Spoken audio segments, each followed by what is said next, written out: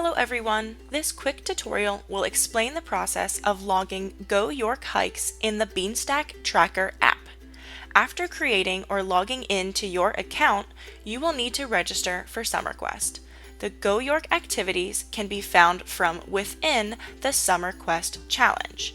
Tap the Discover icon at the bottom of your screen to view available challenges. Scroll until you see SummerQuest. Tap the challenge to view details, and tap Join Challenge to register. Repeat this process for each reader on your account. To view another reader's profile, tap the icon in the top right corner of your screen. Then select the reader you wish to register.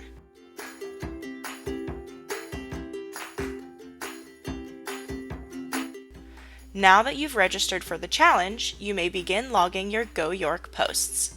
Tap the blue plus sign at the bottom of your screen. It will ask you what you want to log. Tap Activity and select the participant whose account you wish to log for.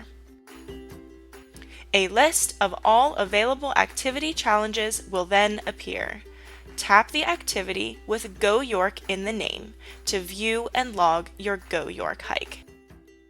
A list of all current Go York park posts will appear. To complete the activity, enter the 4-digit code that you unveiled from the rubbing of the park post.